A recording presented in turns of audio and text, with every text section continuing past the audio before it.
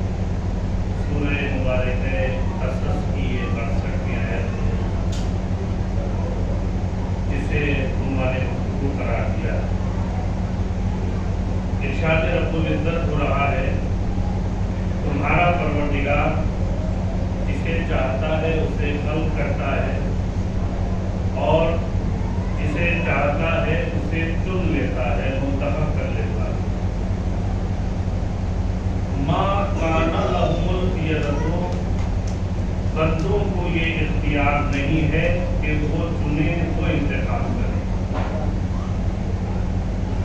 عزیزان گرامی، پروردگار عالم نے سلسلہ ہدایت کو قائم کیا تاکہ ہم دنیا و آخرت میں کامیاب و کامران ہو سکیں۔ اللہ چاہتا ہے کہ وہ ہمیں کامیاب دیکھے، اسی لیے پروردگار نے ہر دور میں ہر زمانے میں ایک ہادی کا، رہنما کا، رہبر کا، راستہ دکھانے والے کا، امام کا، نبی کا، رسول کا انتظام کیا۔ اس انتظام کو، اس حسن انتظام کو انتظام ہدایت کہا جاتا ہے۔ اللہ نے ایک لمحے کے لیے بھی ایک گوارا نہیں کیا کہ اس کے پیدا کردہ مخلوق، اس کے اندھے کے لیے بھی بغیر ہادی اور رہنما کے رہیں، بغیر راستہ دکھانے والے کے رہیں۔ یہی وجہ تھی کہ اس نے جب کچھ نہیں تھا تب ہادی کا انتظام کیا، جب کچھ موجود نہیں ہوگا تب بھی اس کا ہادی پردہ غیب میں موجود رہے گا، تاکہ کسی ایک موقع پر بھی ہم یہ بہانہ نہ کر سکیں پروردگار ہم اس لیے بھٹک گئے، ہم اس لیے گمراہ ہو گئے، ہم اس لیے تاریکیوں میں اور اندھیروں میں اور ضلالت کی گمراہیوں میں چلے گئے کہ ہمیں کوئی راستہ دکھانے والا نہیں تھا، ہمارے پاس کوئی ہادی نہیں تھا، ہمارے پاس کوئی رہبر نہیں تھا، ہمارے پاس کوئی ہادی اور رہنما نہیں تھا۔ جب رہنما ہی نہ تھا تو ہم منزل مقصود تک کیسے پہنچتے؟ جب ہادی ہی نہ تھا تو ہمیں ہدایت کیسے حاصل ہوتی؟ جب امام ہی نہ تھا تو ہم کامیابیوں کی منزلوں تک کس طرح پہنچ پاتے؟ لہذا پروردگار نے کہا نہیں، ہم تمہیں ایک لمحے کے لیے بھی یہ موقع نہیں دیں گے کہ تم اپنے رب سے یہ بہانہ کر سکو کہ پروردگار کوئی راستہ بتانے والا نہیں تھا، کوئی راستہ دکھانے والا نہیں تھا، لہذا ہم گمراہ ہو گئے۔ یہی وجہ ہے کہ اس نے مخلوق کو پیدا کرنے سے پہلے اپنے ہادی کو پیدا کیا، ہادی کو بھیجا۔ آدم کی خلقت مخلوق سے پہلے ہے اور اس کے بعد بھی اس نے اعلان کر دیا کہ سنو، جب ہم اس بات پر قادر ہیں کہ ہم مخلوق سے پہلے ہادی کا انتظام کر رہے ہیں تو پھر تمہیں اس بہانے کی بھی گنجائش نہیں ہے کہ تم یہ کہہ سکو کہ پروردگار جب تو کچھ نہ تھا تب ہادی کا انتظام کر رہا ہے۔ تو اسی پروردگار نے کہا میرا حسن انتظام کا انداز یہ ہے کہ جب کچھ نہ ہو تب ہادی کا انتظام کرتا ہوں، اور جب روئے زمین پہ کچھ نہیں ہوگا تو بھلا اس روئے زمین پر کہ جب کچھ نہیں ہے تب میں ہادی پیدا کر رہا ہوں، تب میں رہنما بھیج رہا ہوں۔ تو ذرا جب سب کچھ موجود ہو، جب کائنات میں مخلوق بھی ہو، زمین بھی ہو، آسمان بھی ہو، سورج بھی ہو، چاند بھی ہو، ستارے بھی ہو، راستہ دیکھنے والے بھی ہو، کیا اس وقت امام اور ہادی موجود نہیں ہوگا؟ اس وقت تو امام اور ہادی کا انتظام نہ کرے گا۔ یہی وجہ ہے کہ پروردگار نے کہا جب کچھ نہ تھا تب ہادی کا انتظام کیا ہے، جب سب کچھ موجود ہے تو کیا تمہیں بغیر ہدایت کے رکھوں گا؟ یہی وجہ ہے کہ اس نے اپنے ایک ہادی کو پردے غیب میں رکھ دیا۔ صلوات پر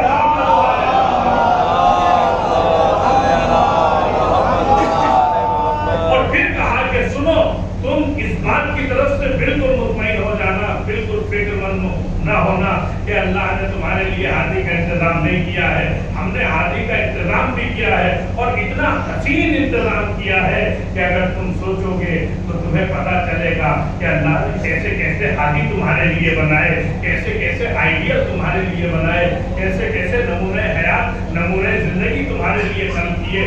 وہ ذوات مقدسہ پروردگار نے نمونے حیات کے طور پر تمہارے لیے خلق کی کہ اگر ان کی زندگی کو آپ دیکھتے چلے جائیں تو ایسا محسوس ہوتا ہے کہ دنیا و آخرت کے تمام معاملات ان کی زندگی میں آپ کو نظر آ جائیں گے۔ وہ سخاوتوں کا بھی پیکر ہے، وہ شجاعتوں کا بھی پیکر ہے، وہ علم کا بھی پیکر ہے، وہ علم کا بھی پیکر ہے، وہ کائنات وجود میں ایسا نمونے حیات بن کے زندگی گزار گئے کہ اگر ان کے نقش قدم پہ زندگی گزارتے چلے جاؤ گے تو دنیا میں بھی آخرت میں بھی دونوں جگہ کامیابیاں خود تمہارے قدم چومتی ہوئی نظر آئیں گی۔ اور وہ ذوات مقدسہ کوئی اور نہیں ہے، وہ معصومین علیہ الصلوۃ والسلام ہے۔ صلوات پر محمد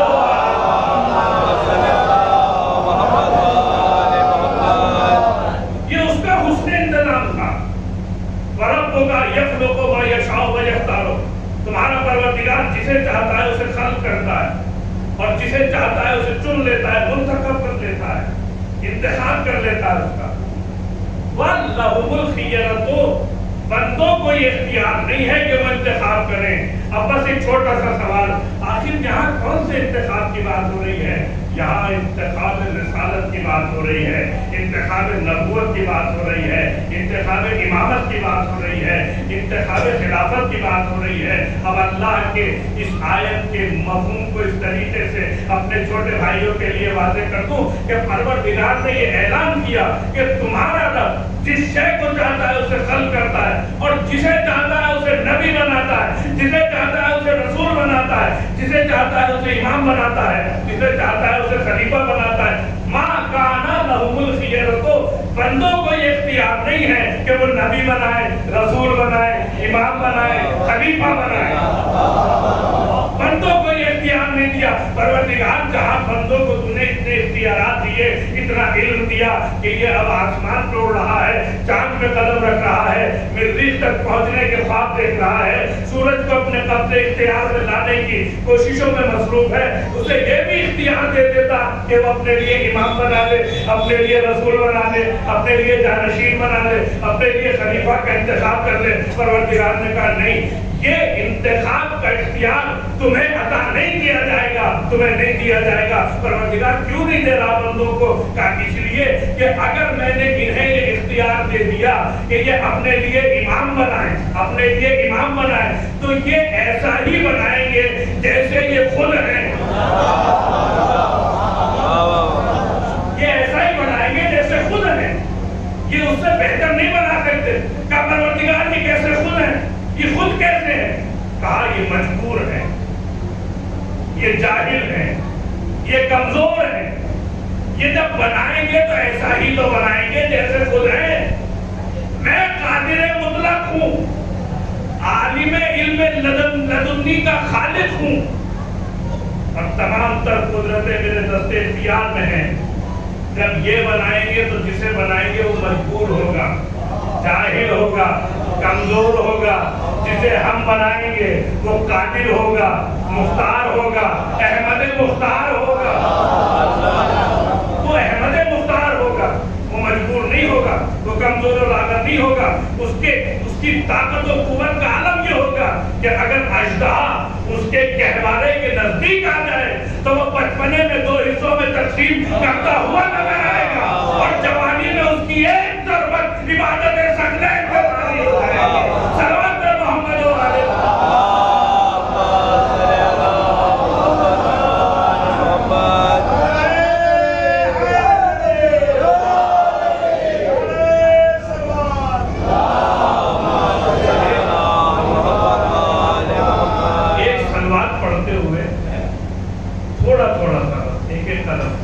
नजदीक आ जाए।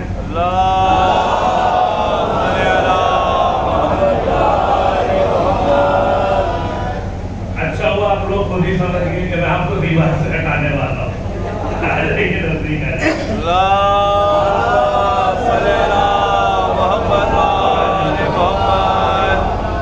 अब सब बात पढ़े मोहम्मद वाले मोहम्मद।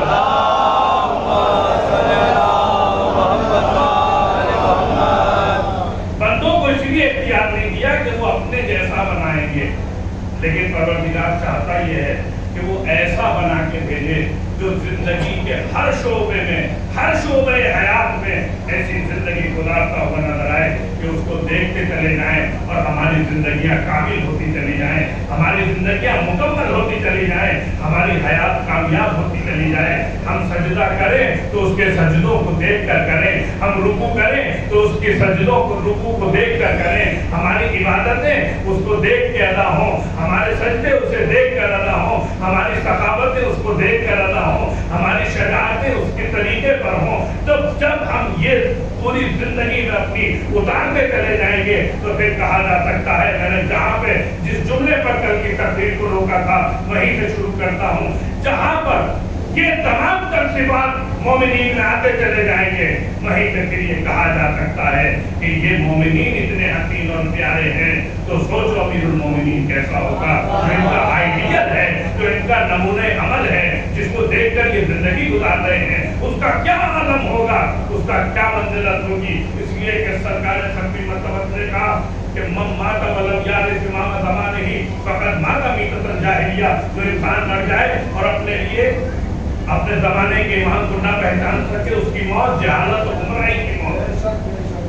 तो इमाम बनाने का इख्तियार हमें नहीं दिया गया, अज़मत इमामत की गुफ्तगू है, हमें ये इख्तियार नहीं कि हम इमाम बना सके, क्योंकि हमारे अंदर न इतना इल्म है, न हमारे अंदर वो तमाम गैब के पर्दे हमारी निगाहों से हटे हुए हैं जो खुद आलिमुल गैब परवरदिगार आलम देखता है।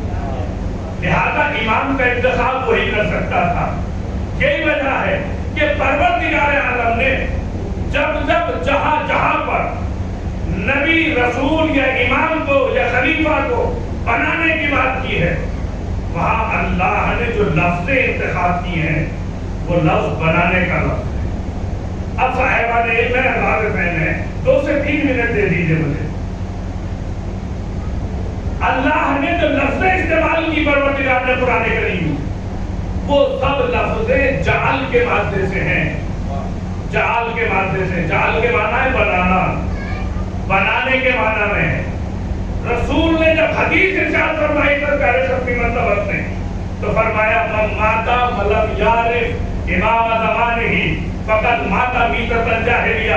جو انسان مر جائے اور اپنے زمانے کے امام کو نہ پہچان سکے اس کی موت جہالت کی موت ہے, گمراہی کی موت ہے. لم یارف کا لفظ استعمال کیا حضور نے. عرفان کے مادے سے بنا ہے یارف, عرفان کے معنی میں, پہچاننے کے معنی میں. حضور سرور کائنات نے جو لفظ استعمال کیا پہچاننے کا لفظ ہے.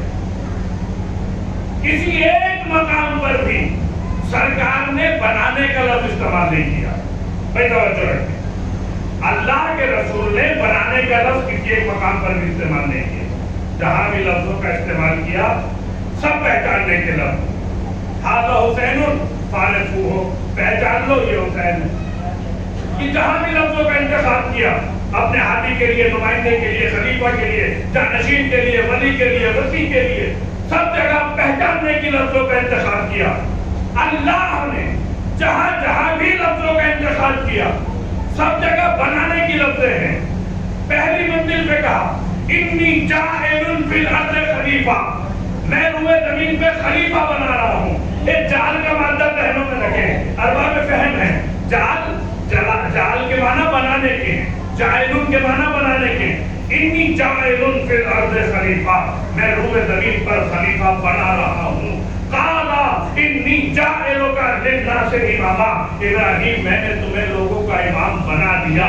وجعلنا منہم ائمۃ یہدون بامرنا, ہم نے کچھ لوگوں کو امام بنایا جو ہمارے امر کی ہدایت کرتے ہیں. انی عبداللہ آتانی الکتاب وجعلنی نبیا, میں اللہ کا بندہ ہوں, اس نے مجھے کتاب دے کر بھیجا ہے. وجعلنی نبیا, اور مجھے نبی بنا کے بھیجا ہے. لا تخافی ولا تحزنی انا رادوہ الیک وجاعلوہ من المرسلین. اے مادر موسیٰ اب ڈرو نہیں, خوف اختیار نہ کرو, انی رادوہ, اس کو ہم پلٹا دیں گے تمہاری طرف اور رسول بنا کے پلٹائیں گے. بھائی توجہ رکھیں اس بندے پر, اور رسول بنا کے پلٹائیں گے. اللہ جہاں جہاں لفظوں کا انتخاب کر رہا ہے سب بنانے کی لفظیں ہیں. رسول نے کسی ایک مقام پر بھی جعل کا مادہ استعمال نہیں کیا. جہاں بھی لفظیں استعمال کی سب پہچاننے کی لفظیں ہیں. رسول خدا کا کسی ایک مقام پر بھی بنانے کی لفظوں کو استعمال نہ کرنا یہ بتا رہا ہے کہ بنانے کا اختیار اللہ نے رسول کو بھی نہیں دیا. اللہ نے رسول کو بھی اختیار نہیں دیا کہ وہ بنائے. یہاں حدیث میں بھی یہی کہا ما انزل, جو نازل کیا جا چکا ہے وہ پیغام پہنچانا ہے. توجہ رکھیں, وہ پیغام پہنچانا ہے. اللہ نے جو لفظ استعمال کی سب بنانے کی لفظ, رسول نے پہچاننے کی لفظ. تو اب ذرا صاحب بیدار ہو جائیے اس منزل پر. اس کا مطلب واضح ہے, صاف ہے کہ اللہ کا کام ہے بنانا, رسول کا کام ہے پہچانوانا. وہ بنا کے بھیجتا رہا, یہ پہچانواتے رہے. کبھی حالت سجدہ میں پہچانوایا, کبھی خطبے کو منقطع کر کے پہچانوایا, کبھی مباہلہ میں لے جا کے پہچانوایا, کبھی غدیر میں ہاتھوں پہ اٹھا کے پہچانوایا. صلوات پر محمد و آلہ.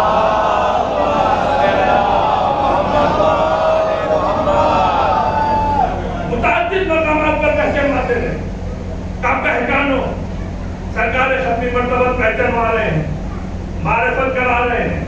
اللہ نے کہا بنانا ہمارا کام ہے. یہ عصمت امامت, اختیار نہیں دیا. امام کی اہمیت اور عظمت کو سمجھنا تو پہلے غلاموں کی اہمیت اور عظمت کو سمجھو, تب سمجھ میں آئے گا کہ جب غلام ایسے ہیں تو امام کیسا ہوگا. بہلول دانا بیٹھے ہوئے ہیں, گھروندہ بنا رہے ہیں, وہاں سے گزر ہوا قافلے کا. جیسے ہی قافلہ گزرا, ایک مرتبہ بڑا مشہور بات ہے نا, جیسے قافلہ گزرا تو ایک مرتبہ بہلول جو گھر بنا رہے تھے تو بادشاہ کا قافلہ تھا, ہارون رشید کا دور تھا. زبیدہ بیوی کا نام تھا. اب بیوی نے گھر بنتا ہوا دیکھا, کہا قافلہ روک دیا جائے, بادشاہ ساتھ میں موجود ہے, حکم بیوی کا ہی چلتا ہے. سب اپنے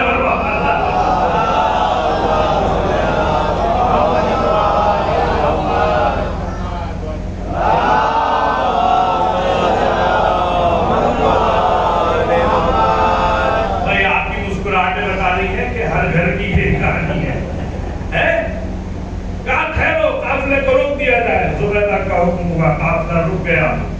سواری سے اتری, کہا بہلول کیا کر رہے ہو, بہلول کیا کر رہے ہو؟ کہا جنت میں گھر بنا رہا ہوں, جنت میں گھر بنا رہا ہوں. کیا کہا بہلول نے؟ گھر کہاں بنا رہے ہیں؟ زمین پر. اور کیا کہا؟ جنت میں گھر بنا رہا ہوں.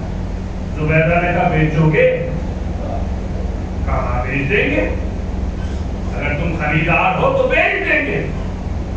کہا ٹھیک ہے. قیمت طے ہو گئی, بہلول نے گھر بیچ دیا, زبیدہ نے خرید لیا. ہارون رشید پورا واقعہ دیکھ رہا ہے. اب یہ معاملہ الگ ہوتا ہے, ذرا جو شوہر شاپنگ کرتے ہیں ساتھ میں جاتے ہیں نا, ان کی بڑی پریشانی ہوتی ہے.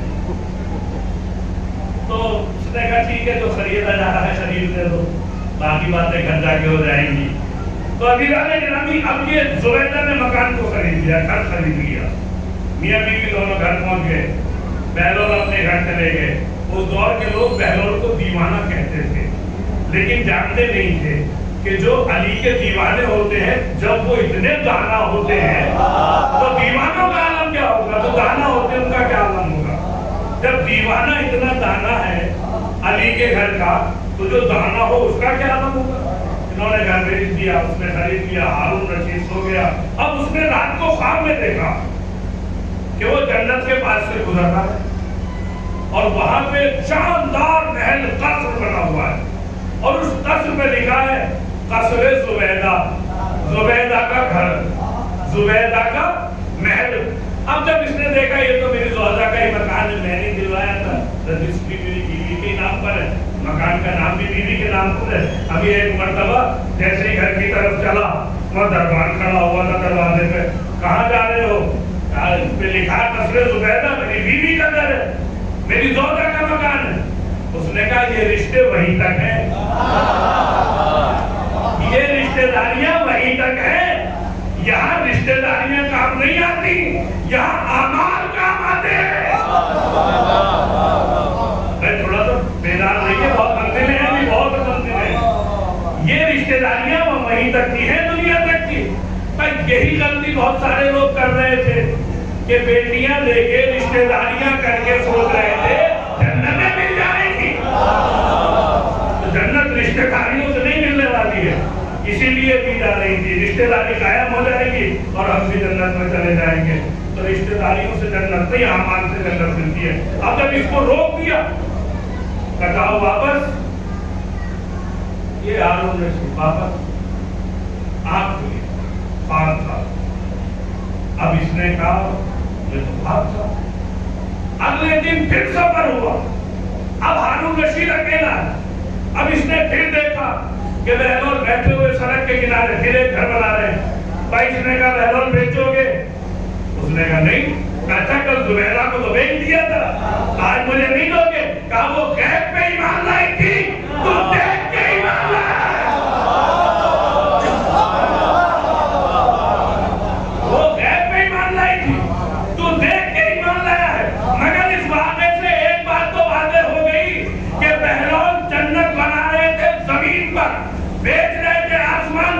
اس کا مطلب یہ ہے کہ جب کسی کو بھی جنت کی طلب ہو تو بنانی دنیا میں پڑے گی, ملے گی وہاں پر.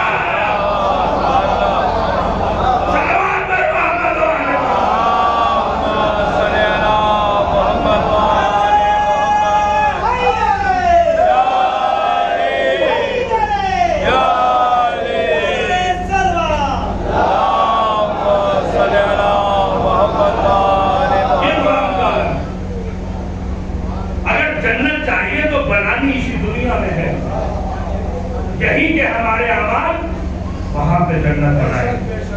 दुनिया में बनानी है, मिलेगी वहां पे जाने के बाद। ये इमामत का फलसफा है, ये गुलामों का आलम था। उनकी मारिफत की मंजिलें थी कि ये जब इनके दर्द से मुतमस्सिक होते चले गए, जुड़ते चले गए, तो मुसलमान बने, सलमान बने, मिन्ना अहलल बैत की मंजिलों तक पहुंचे, अबूजर बने, मिर्दाद बने। ये आलम था इन असहाब अमीरुल मोमिनीन अलैहिस्सलातु वस्सलाम का। ये सहाबिया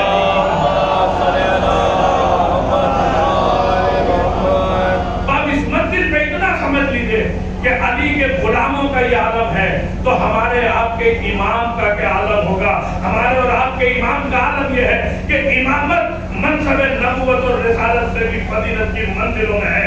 आलम ये है कि दुनिया का सबसे अजीम इमाम जिसने करबला के वाक़े को ऐसी जिंदगी और हयात अता की कि उसके बाद एक हयात जावेदानी की शक्ल में आज भी हुसैन का जिक्र घर घर, मंदिर मंदिर, शहर शहर, मुल्क मुल्क हो रहा है। उस अजीमुल मर्तबा ज़ात मुक़द्दस का नाम है सैयद सज्जाद, जिसे सैयद सज्जाद कहा जाता है, सैयदुस साजिदीन कहा जाता है। उसके सजदों का आलम ये था कि उसकी निकली हुई ज़बान से दुआएं सहीफा कामिला बन के हमारे सामने आ गई।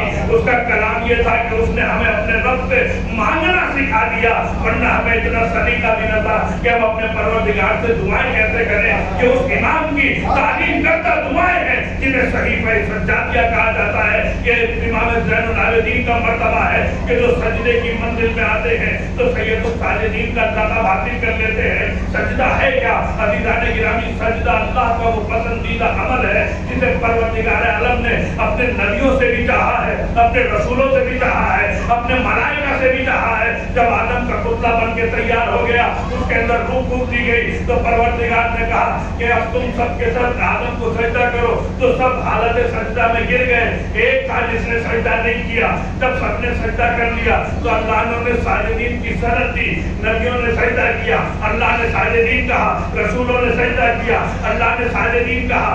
नबी सजदा करते हैं, आदम सजदा करते हैं, साजिद की मंजिल में आते हैं, नूह सजदा करते हैं, साजिद की मंजिल में आते हैं, इब्राहिम सजदा करते हैं, साजिद की मंजिल में आते हैं, इस्माइल सजदा करते हैं, साजिद की मंजिल में आते हैं, नूह सजदा करते हैं, साजिद कहलाते हैं, अय्यूब सजदा करते हैं, साजिद कहलाते हैं, यूसुफ सजदा करते हैं, साजिद कहलाते हैं, शीश सजदा करते हैं, साजिद कहलाते हैं। आदम से लेके खातम तक के अंबिया जब सजदा करते हैं, सजदा गुजार की मंजिल में आते हैं, साजिदीन कहे जाते हैं। जब नबी सजदा करता है, साजिदीन कहा जाता है। जब इमाम सजदा करता है, सैयदुस साजिदीन। और सजदा कुल्ले इबादत नहीं है, इबादत का कुल नहीं है, जुज़ है। जब जुज़ की मंजिल ये है कि सैयदुस साजिदीन कहा जाता है, तो फिर कुल का आलम क्या होगा? कुल का आलम ये होगा कि जब कुल की मंजिल आती है तो इन्हें ज़ैनुल आबिदीन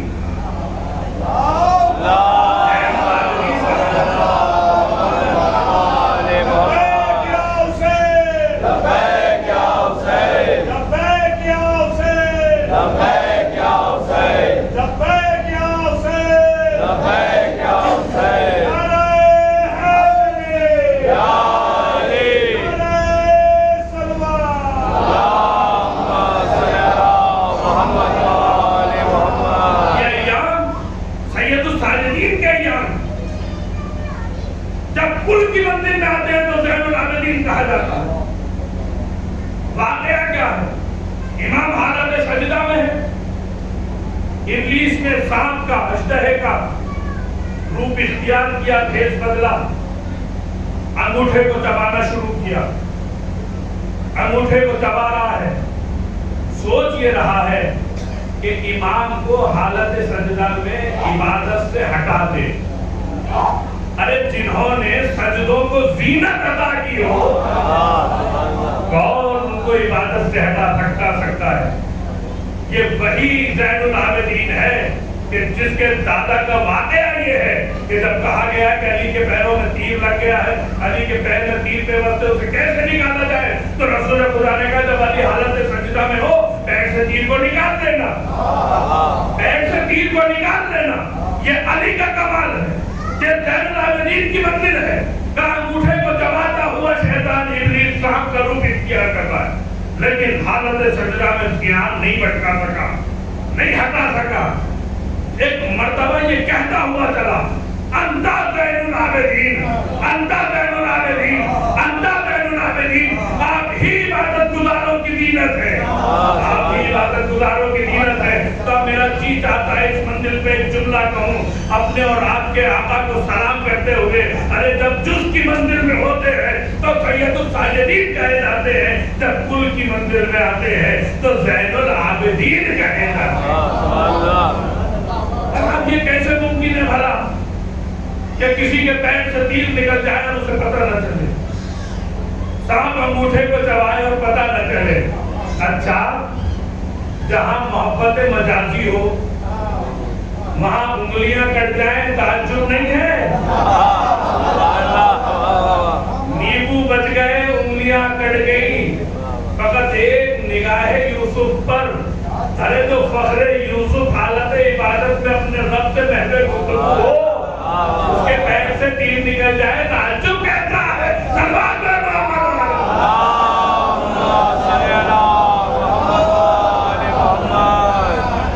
ये आलम है, हैबत और रौब और दबदबा और जलाल का आलम क्या था सैयदुल साजिदीन में। हिशाम बिन अब्दुल मलिक का ज़माना, हज का दौर है, खाने काबा हाजियों से भरा हुआ है। एक मर्तबा हिशाम बिन अब्दुल मलिक बादशाह वक्त है, चाहता है कि हजर अस्वद को बोसा दे खाने काबा की दीवार तक पहुंचे, मगर भीड़ इतनी ज्यादा है कि पहुंचने का रास्ता नहीं मिलता। आगे बुलंदी पे थक के बैठ गया, कहा जब भीड़ कम हो जाएगी उस वक्त जाके खाने काबा को बोसा दे दूंगा। इतने ही असना में उसने क्या देखा कि एक नौजवान खाने काबा की तरफ बढ़ा। जैसे ही वो काबे की तरफ बढ़ा, भीड़ ने छटना शुरू कर दिया, जैसे पानी में जमी हुई काई हटना शुरू कर देती है। एक मर्तबा भीड़ छटना शुरू हुई, ये जवान काबे पे पहुंचा, हजर अस्वद को बोसा दिया, वापस चला। जैसे ये वापस चला, हिशाम ने अपने बराबर में खड़े हुए फरज़दक से कहा, फरज़दक ये कौन है? फरज़दक ये कौन है? फरज़दक उस वक्त का मशहूर शायर। कहा हिशाम तू इसे नहीं जानता? ये कौन है? कहा नहीं मैं इसे नहीं जानता। हिशाम इसे तो काबा जानता है, इसे तो हजर अस्वद में जानता है। ये अली इब्न हुसैन ज़ैनुल आबिदीन है, तू इसे नहीं जानता। इसके बाद तारीख ने लिखा कि फरज़दक जैसा शायर कि जिसने अपने दौर के बादशाह हिशाम बिन अब्दुल मलिक के दरबार में रह के न जाने कितने कसीदे और फजीलतें हिशाम बिन अब्दुल मलिक की बयान की थी, वो गोया हुआ और एक बेहतरीन मुरक्का कसीदा ज़ैनुल आबिदीन और ज़ैनुल आबिदीन के आबाओ अजदाद के बारे में वहीं खड़े होकर फिल्मदी कहा। अब जो हिशाम बिन अब्दुल मलिक ने फरज़दक की ज़बान से निकलते हुए अशार को देखा और उन अशार में फजीलत अहले बैत को सुना तो एक मर्तबा मुखातिब होकर कहा, फरज़दक तुमने कभी हमारे लिए ऐसा कसीदा नहीं कहा, कभी हमारे लिए ऐसा कसीदा नहीं कहा। तो फरज़दक ने भी बड़ी जुर्रत के साथ मुखातिब होकर कहा, हिशाम न तेरा बाबा इसके बाबा जैसा, न तेरा दादा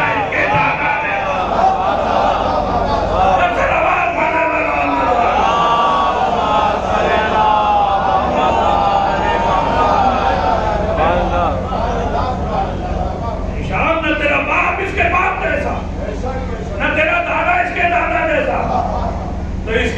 फजीलतें तेरे लिए कहां से आ सकती है। और उसके बाद जब ये हिशाम ने सुना, कहा फरज़दक को कैद खाने में डाल दिया जाए। फरज़दक शायर था बेचारा, कैद खाने में डाल दिया गया। इमाम को ये खबर है तो इमाम ज़ैनुल आबिदीन ने एक अशक्तियों की थैली फरज़दक के लिए कैद खाने में भिजवाई अपने गुलाम से। वो गुलाम फरज़दक के पास उस थैली को लेके पहुंचा, कहा आका ने यह हदिया तुम्हारे लिए भेजा है। उसने कहा मेरे इमाम से जाके बस इतना कहना, زندگی بھر اشرفیوں کے لیے شاعری کی ہے. یہ شاعری میں نے اپنی شفاعت کے لیے کی ہے. ان سے کہیں میری شفاعت کر دیں, ان اشرفیوں کو واپس لے جاؤ. ایک مرتبہ جب وہ واپس آیا, امام نے کہا سنو, قلندر سے کہنا شفاعت تو ہمارے ذمہ ہے, مگر ہم اہل بیت جو دے دیتے ہیں اسے واپس نہیں لیتے.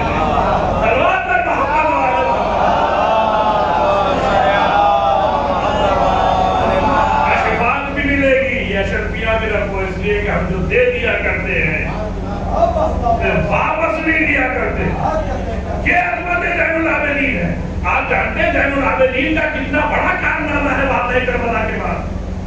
اور واقعہ کربلا میں امام زین العابدین جو سب سے اہم کام آپ انجام دے رہے تھے, ان میں سے ایک یہ تھا کہ آپ غلاموں کو خریدتے تھے, کنیزوں کو خریدتے تھے, اور انہیں خریدنے کے بعد علوم قرآنی کی تعلیم دینے کے بعد مبلغ بنا کے آزاد کر دیتے تھے. یہ دین ہم تک اور آپ تک ایسے نہیں پھیلا ہے اہل بیت کا, اس لیے کہ بنو امیہ نے تو اسے مٹانے کی نہ جانے کتنی کوششیں کر ڈالی تھی. مگر ہاں ایک بیوی تھی, میں نے کل ایک جملہ کہا تھا, جو چلتے ہوئے خیمے سے امامت کو اٹھا لائی, اور اس نے آگے بتایا تھا تمہارا مشن ناکام ہو گیا, تم جسے مٹانا چاہتے ہو وہ تو زینب کے کاندھے پر ہے, اسے زینب اٹھا کے گیا. یہ سید سجاد کے کارنامے, یہ کارنامہ عظیم انجام دیا سید سجاد نے, کہ نہ جانے کتنے مبلغ کائنات میں پھیلا دیے. اور ابھی جانے گرامی سید سجاد کی کتنی بڑی خدمات ہے. ذرا واقعہ کربلا میں آپ دیکھیں تو صحیح, کربلا کا واقعہ جو آج ہر گھر پہنچا ہوا ہے, ہر گھر پہنچا ہوا ہے, وہ دو ذات مقدس کا کمال ہے, ایک سید سجاد اور ایک زینب کبریٰ. یہ سجاد کے خطبے اور زینب کے خطبوں کا کمال ہے کہ آج ہر گھر حسینیت پھیلی ہوئی ہے. اب اگر آپ حضرات کے اذہان عالیہ میری جانب متوجہ ہیں اور آپ ابھی اور کچھ دیر سننا چاہتے ہیں فضائل اہل بیت, تو ایک سلوات ایسی پڑھ دیں کہ جس سے مجھے اندازہ ہو جائے گا.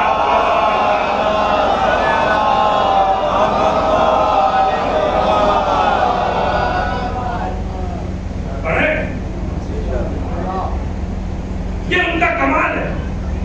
تاریخ اسلام کے دو واقعے ہیں, دو واقعے ہیں جو سب سے بڑے واقعے ہیں. ایک واقعہ غدیر, توجہ رکھیے گا, واقعہ غدیر, دوسرا واقعہ کربلا. یہ دو اہم واقعات, ایک واقعہ غدیر اور ایک واقعہ کربلا. دونوں کے درمیان ایک اشتراک ہے. اشتراک یہ ہے کہ ایک واقعہ تو تاریخ میں چھپ کے رہ گیا. میں پوری توجہ چاہتا ہوں اس پر.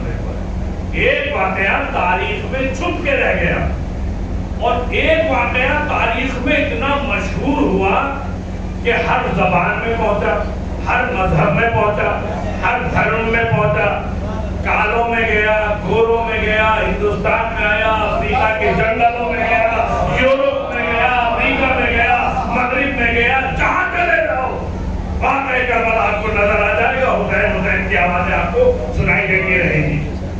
ایک واقعہ اتنا پھیلا, اتنا عام ہوا کہ ہر گھر, شہر شہر, فرید آباد جیسی جگہ میں بھی آج پہنچ گیا, پرچادہ بچھا ہوا. ایک واقعہ پوری طریقے سے چھپ کے رہ گیا, بس ایک مذہب میں قید ہو گیا, اس مذہب سے باہر بھی نہیں گیا. جبکہ دونوں واقعوں کے درمیان بڑا فرق ہے. جب رسول نے غدیر کا منبر سجایا تھا اور غدیر کے میدان میں سرکار خفتی مرتبت نے علی کی ولایت کا اعلان کیا تھا, تو اس وقت پیغمبر نے 1,25,000 رپورٹر تیار کیے تھے. 1,25,000 رپورٹر تیار کیے. کیوں؟ اس لیے کہ واقعہ اتنا اہم تھا کہ جب گفتگو ہوئی تو اللہ نے بھی اپنا لہجہ بدل لیا.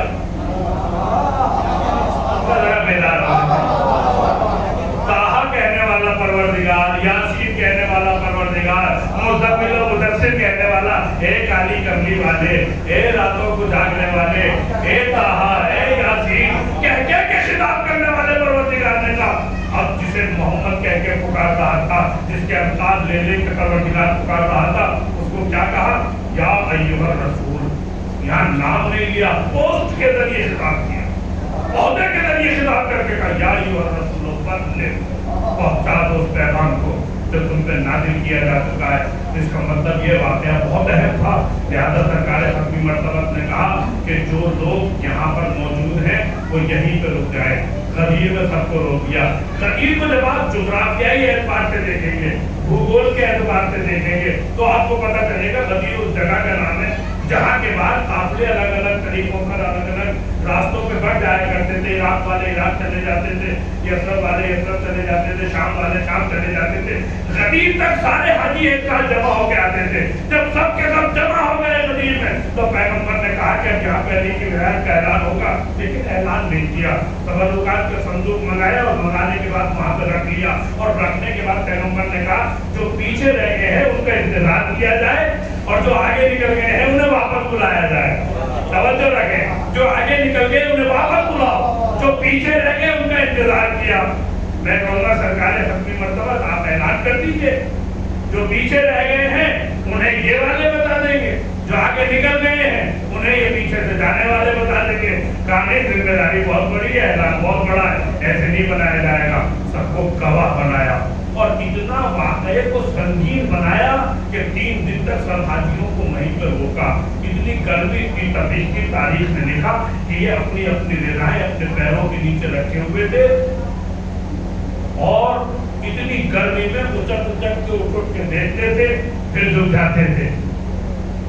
यादगार बनाते रहे पैगंबर। 1.25 लाख हाजियों को मैदान गदीर में रोक कर उसके बाद तबर्रुकात का संदूक मंगाया, और मंगाने के बाद अली के सर पे अमामा बांधना शुरू किया। इधर अमामा बांधना शुरू किया, अमामा बांधते जाते हैं, अमामा मुकम्मल हुआ, आखिरी पेज को पहुंचा।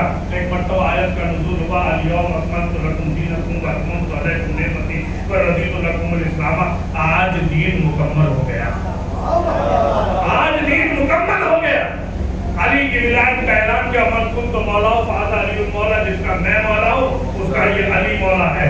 और उसके बाद पैगंबर ने ऐलान कदी है, जब गदीर में ऐलान हो गया क्या दीन मुकम्मल हो गया। यहाँ पे मैं आपसे सवाल करना चाहता हूँ कि ऐलान तौहीद का भी हुआ था, ऐलान नबूवत का भी हुआ था, लेकिन न वहाँ पे इकमाल दीन का ऐलान हुआ, न यहाँ पे हुआ। तौहीद का ऐलान हुआ, मगर ये नहीं कहा कि आज दीन कामिल हो गया। भाई तवज्जो रखें, नबूवत का ऐलान हुआ, मगर ये नहीं कहा आज दीन कामिल हो गया, आज दीन मुकम्मल हो गया। तौहीद और वहदत परवरदिगार का ऐलान हुआ, दीन की तकमील का ऐलान नहीं किया, कोई आयत नहीं आई। नबूवत का ऐलान हुआ, तकमील का ऐलान नहीं हुआ। लेकिन जैसे ही अल्लाह के रसूल ने कहा मन कुन तो मौला फादा अली मौला, अब आयत नाज़िल हुई, आज दीन मुकम्मल हो गया। तो पता ये चला कि ला इलाहा इल्लल्लाह भी दीन है, मोहम्मद रसूलुल्लाह भी दीन है। कामिल जब होता है जब वलीउल्लाह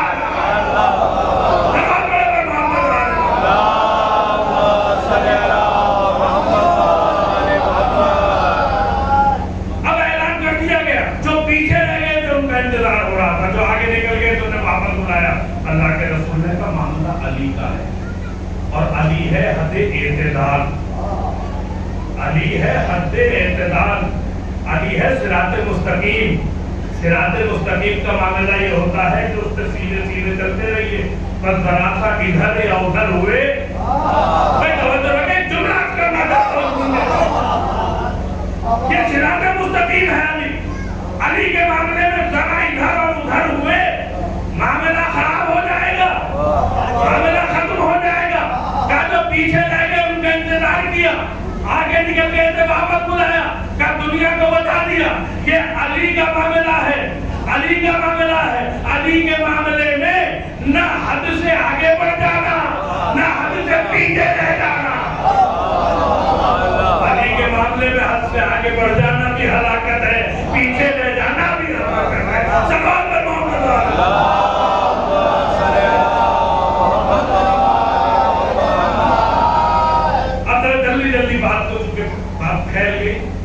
जहां आपके अजान बुलाना था तो वाकई को यादगार बनाया, 3 दिन तक वहां होगा। अब जो हाजी होते हैं ना, उनकी फितरत होती है, एक नेचर होता है हाजियों का। हाजी का नेचर ही होता है जरा खैरियत मालूम, बस हज का हमको देखा हाल शुरू। और अगर खुदा न खास्ते उस साल कोई हज में वाकया पेश आ गया हो, अब फिर तो समझ लीजिए आप हाजी साहब जो है फौरन एक आई विटनेस की तरह, जैसे एक रिपोर्टर लाइव टेलीकास्ट करता है ना किसी वाकये का, पहले बयान करा, अरे साहब क्या पूछिए, तब मीना में भगदड़ मची, और जैसे ही भगदड़ मची 2-4 को तो मैंने बचाया, वरना वो तो बिल्कुल मर ही गए थे, अब फिर उनको बचाया। तो ऐसे हाजी बयान करता, उसकी फितरत है। खैरियत पूछिए हाजी साहब, हज मुबारक कैसा गुजरा, हज का आंखों देखा हाल शुरू। अल्लाह के रसूल जानते थे कि हाजी की ये फितरत है, और जमाना मीडिया का नहीं है, जमाना सोशल मीडिया का भी नहीं है, जमाना इलेक्ट्रॉनिक मीडिया का भी नहीं था, जमाना प्रिंट मीडिया का भी नहीं था। उस दौर में गदीर की बात को हर घर तक पहुंचाने में सालों लग जाते। तो अल्लाह के रसूल ने ये एहतमाम किया कि तुम 1400 साल बाद मीडिया पे रहोगे, हम अभी मीडिया का आगाज किए देते हैं। इन सबको रिपोर्टर 1.25 लाख राजियों को रिपोर्टर्स बनाया, सबके सर मुंडे हुए थे, ताज़ा हज करके आए थे, नमाज़ें पढ़ के आए थे, शैतान को पत्थर मार के आए थे, रमीए जमरात करके आए थे। ये ताज़े हाजी से ताज़ा ईमान लबरेज हो रहा था, सबके सर मुंडे हुए थे। किसी बड़े खतीब का बड़ा जुमला है कि सबके सर मुंडे हुए थे, किसी में बाल बराबर का भी फर्क नहीं था। इन सबको वाक़े का गवाह बनाया, हाजी की फितरत को पहचाना, सबको बताया ये अली है, इसे मौला बना के जा रहा हूँ। मन कुल तो मौला कहा, हाजियों ने सुन लिया। 3 दिन तक मुबारकबादों का सिलसिला चलता रहा। अब मान लीजिए आप में से कोई हाजी साहब हो और उनको यहाँ 27 अगस्त को या 28 अगस्त को उनकी फ्लाइट आनी हो, और घर वाले मोहल्ले वाले तैयार हो, हाजी साहब आएंगे, एयरपोर्ट पहुंचेंगे, हमें गुलाब के फूलों का हाथ लेकर उनके इस्तकबाल के लिए जाना है, लिहाजा फ्लाइट कैंसिल हो जाए हाजी साहब की। 28 की फ्लाइट में 29 को आए, बस दहन नजदीक कर लीजिए, जल्दी जल्दी बयान कर, 29 को आए, 29 को आए। अब मोहल्ले वाले परेशान होंगे नहीं होंगे? कहा हाजी साहब को तो फला दिन आ जाना चाहिए था, टिकट के हिसाब से सीट कंफर्म थी, फला तारीख में आना था, आज नहीं आए, कल नहीं आए, परसों नहीं आए। अब जैसे ही हाजी साहब 3 दिन लेट अपने घर पहुंचेंगे, मोहल्ले में पहुंचेंगे, सारे मोहल्ले वाले जमा हो जाएंगे। हज की मुबारकबाद के बाद पहला सवाल एक ही होगा, कहाँ रह गए थे आप, कहाँ रह गए हैं?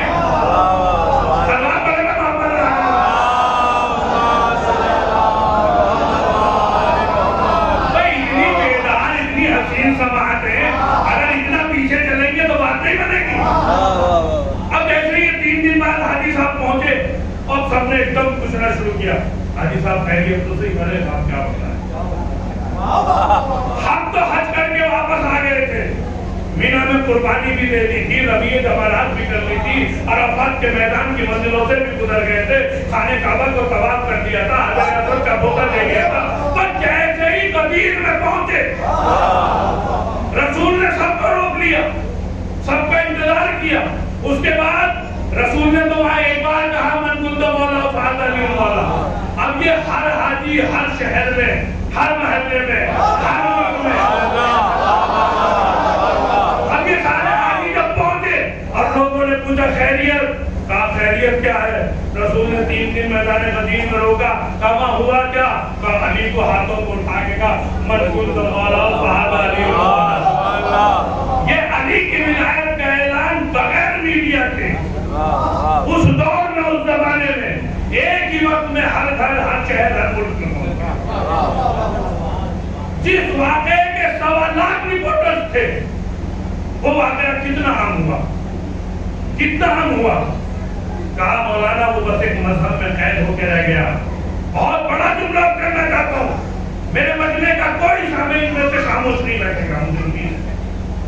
कहा मौलाना 1.25 लाख रिपोर्टर्स के बावजूद वाक़या ना हर ज़बान में पहुंचा, ना हर मजहब में पहुंचा, ना हर धर्म में पहुंचा, ना हर मकतब फिक्र तक पहुंचा।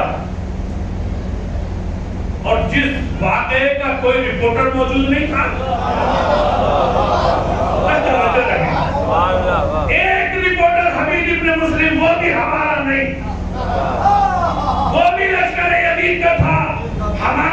پر نہیں تھا، وہ واقعہ کتنا عام ہوا؟ مولانا آج ہر گھر میں ہے، ہر شہر میں ہے، ہر ملک میں ہے۔ پھر وجہ کیا ہے؟ کب وجہ یہ ہے، جملہ سننے دعا دیجیے گا، کب وجہ یہ ہے کہ واقعہ غدیر کو غدیر کے بعد نہ زینب ملی نہ زین العابدین ملی، کربلا کے واقعے ایک زینب مل گئی، ایک زین العابدین مل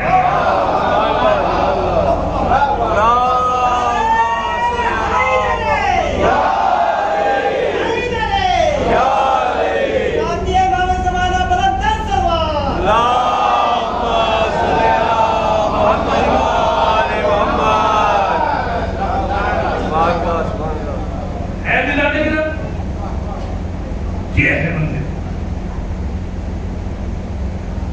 جس وقت سید سجاد دربار یزید میں کھڑے ہوئے تھے، آپ جانتے ہیں کیا عالم تھا؟ یہ مسجد کا موقع تھا، روز جمعے کا دن، مسجد شام بھرا ہوا مجمع، سید سجاد کھڑے ہیں۔ یزید نے ایک مرتبہ اپنے درباری خطیب سے کہا، جاؤ جا کے خطبہ شروع کرو۔ درباری خطیب نے خطبہ دینا شروع کیا۔ اب اس نے وہاں بنی امیہ کے فضائل اور کمالات بیان کرنے شروع کیے۔ آپ جانتے ہیں کہ شام کون سا ملک ہے؟ شام وہ ملک تھا کہ جس میں 40 سال تک منبروں سے علی کے اوپر لعن و تشنیع کی جاتی رہی تھی، علی کے خلاف پروپیگنڈا کیا جاتا رہا تھا۔ جب زین العابدین نے کھڑے ہو کے کہا انا علی بن الحسین، تو خود مسجد شام کے اندر یزید کے سامنے جس وقت علی کا نام آیا تو ایک مرتبہ یزید نے کہا کیا علی ابن الحسین کربلا میں شہید نہیں ہوئے؟ کیا تمہیں اللہ نے وہاں پہ شہید نہیں کیا؟ تو ایک مرتبہ امام نے خطاب کر کے کہا کہ یزید یہ علی کا نام ہے، یہ اتنی آسانی سے مٹنے والا ہے۔ امام حسین کے 3 بیٹے ہوئے، تینوں کا نام علی رکھا، علی اکبر، علی اوسط، علی اصغر، اور ایک حدیث میں یہاں تک ملا میرے مولا نے فرمایا اگر میرے 10 بیٹے بھی ہوتے تو 10 کے 10 کا نام علی رکھتا، اس لیے کہ وقت کا امام جانتا تھا کہ کل جس شام کے اندر میرے بابا پہ لعنتیں بھیجی گئی ہیں، اسی شام میں میرا بیٹا کھڑے ہو کے اسی منبر پہ کھڑے ہو کے میرے بابا کی فضیلتوں کا اعلان کرتا ہوا نظر آیا۔ اب سید خطیب بولنا شروع ہوا، جیسے اس نے فضیلتیں بنی امیہ بیان شروع کیے، مرتبہ زین العابدین نے خطاب کر کے کہا یا ایھا الخاطب اس کو خاموش ہو جا۔ ایک خطاب کرنے والے خاموش، اور یزید سے مخاطب ہو کے کہا یزید کیا مجھے اجازت ہے کہ میں جا کر اس لکڑیوں کے ڈھیر پہ کچھ بیان کروں؟ یہ مسجد شام ہے، خطیب منبر پہ بیٹھا ہوا ہے۔ ایک مرتبہ میرے امام نے کہا یا یزید اذن، کیا مجھے اجازت ہے حتی اسعد هذه الاعوال کہ میں اس لکڑیوں کے ڈھانچے پر جا کر کچھ بیان کروں؟ میں کہوں گا آقا بڑی معذرت کے بعد یہ تو منبر ہے، منبر آپ اسے لکڑیوں کا ڈھانچہ کہہ رہے ہیں۔ زین العابدین نے قیامت تک کے لیے معیار بنا دیا، سنو منبر کسے کہا جاتا ہے؟ زین العابدین نے بتایا جہاں علی کی فضیلتیں بیان نہ ہو رہی ہو وہ منبر بھی دیکھنے میں لگتا ہو مگر لکڑیوں کا ڈھیر ہے، اور اگر علی کی فضیلتیں بیان ہو رہی ہو اونٹوں کی کجاویں ہو تو منبر کہا جاتا ہے، تو منبر کہا جائے گا۔ یہ معیار بنا دیا۔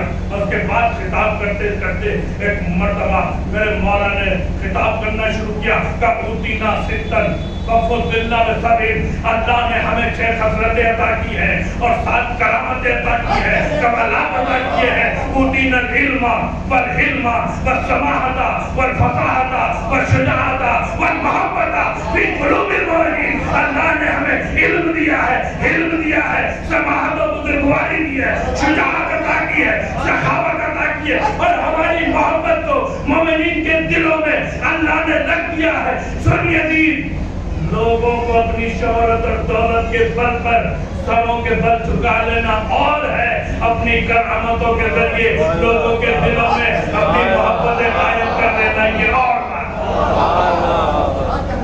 اس کے بعد میرے مولا نے جب خطاب کرنا شروع کیا، میں کون ہوں؟ جو مجھے جانتا ہے وہ جانتا ہے، جو نہیں جانتا وہ پہچان لے۔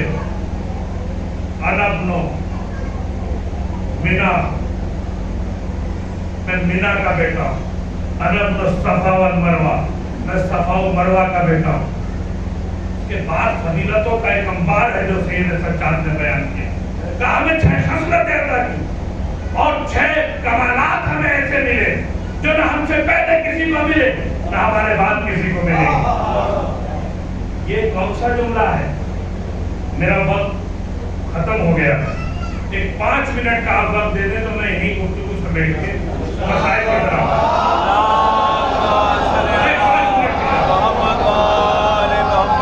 بات بالکل مکمل ہو جائے گی۔ یہاں یہ جملہ جو سید سجاد نے کہا، اُتینا سِتًّا وَفُضِّلْنَا بِسَبْعٍ، ہمیں 7 فضیلتیں ملی، مِنَ النَّبِيِّ الْمُخْتَارِ، نبی مختار ہم میں سے، اور مِنَ جعفر الطیار، جعفر طیار ہم میں سے، اور مِنَ سیدۃ النساء العالمین، سید نساء عالمین ہم میں سے، اور سبتین رسولین، رسول ہمارے اندر ہم میں سے، اور مِنَ القائم، قائم ہم میں سے، حمزہ ہم میں سے۔ میں کہوں گا سرکار یہ حمزہ کا یہاں ذکر کیوں کر رہے ہیں؟ شہیدوں کا سردار حمزہ کا یہاں یزید کے دربار میں ذکر کرنے کا مقصد کیا ہے؟ کہا میں دنیا کو بتانا چاہتا ہوں کہ وہ حمزہ ہم میں سے ہے جس کا جگر یزید کی دادی نے کھایا۔ زندہ جگر خار نے یہ حمزہ کا تذکرہ کیا، اس کے بعد کہا کہ یہ 7 خوبیاں ایسی ہماری ہیں۔ یہ سید سجاد نے اپنے دادا علی سے سیکھا کہ جب فاسا بن سوہان کو علی اپنے فضائل و کمالات بتا رہے تھے تو ایک مرتبہ میرے مولا نے کہا فاسا، اللہ نے مجھے وہ 4 فضیلتیں عطا کی ہیں جو نہ مجھ سے پہلے کسی کو ملی نہ میرے بعد کسی کو ملی۔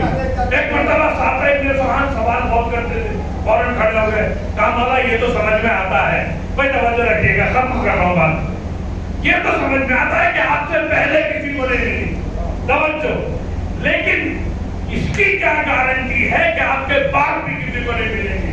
آخری وقت تک توجہ، اس کی کیا گارنٹی ہے کہ آپ کے بعد بھی کسی کو نہیں ملیں گی؟ ایک مرتبہ میرے مولا نے کہا سہاسا، اللہ نے ایک ہی علی پیدا کیا ہے، ایک ہی علی بنایا ہے، وہ بھی ایک ہے، مجھے بھی ایک بنایا ہے، نہ کوئی دوسرا علی آئے گا نہ یہ فضیلتیں اسے ملیں گی۔ کہا تو فضیلتیں کیا ہیں؟ ایک مرتبہ میرے مولا نے کہا خانہ کعبہ میں ولادت نہ مجھ سے پہلے کسی کی ہوئی نہ میرے بعد کسی کی ہوگی۔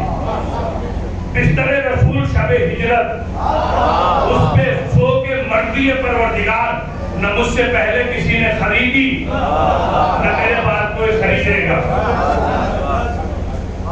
کوئی نہیں خریدے گا۔ غدیر جیسا ممبر ولایت کے اعلان کے لیے نہ مجھ سے پہلے کسی کو ملا نہ میرے بعد کسی کو ملے گا۔ 3 فضیلتیں کہہ کے میرا مولا خاموش ہو گیا۔ اب اس 4تھی فضیلت کو سن کے آپ خاموش رہنا چاہیں رہ لیجیے گا، لیکن مجھے امید نہیں ہے کہ آپ خاموش رہیں گے۔ مولا خاموش ہو گئے، سہاسا بن سوہان پھر کھڑے ہو گئے، یعنی وہ 4تھی فضیلت۔ مولا خاموش ہوئے، مسکرائے، جواب نہیں دیا۔ سہاسا بن سوہان بیٹھ گئے، پھر کھڑے ہو گئے، کہا مولا 4تھی فضیلت رہ گئی۔ علی نے مسکرا کے کہا فاطمہ جیسی زوجہ نہ مجھ سے پہلے کسی کو ملی نہ میرے بعد کسی کو ملی۔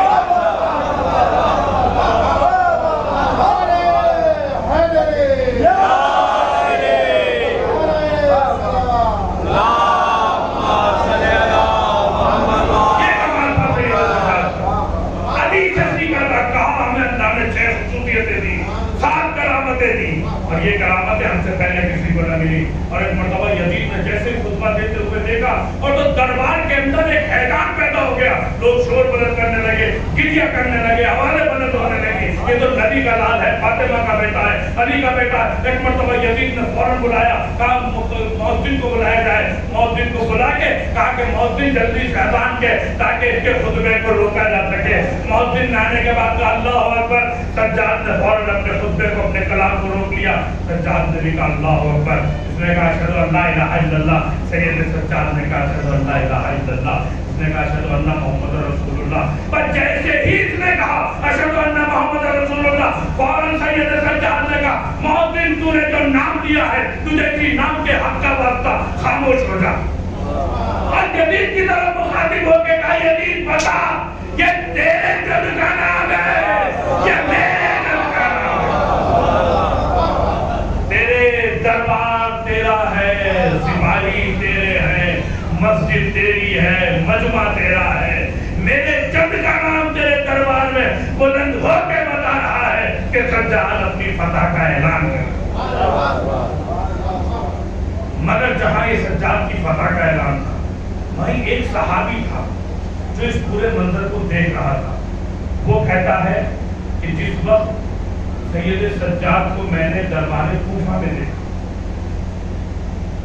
میں دربار کوفہ میں موجود تھا، اس سے پہلے جب واقعہ جناب مسلم پیش آیا تو میں اس وقت بھی کوفے میں موجود تھا۔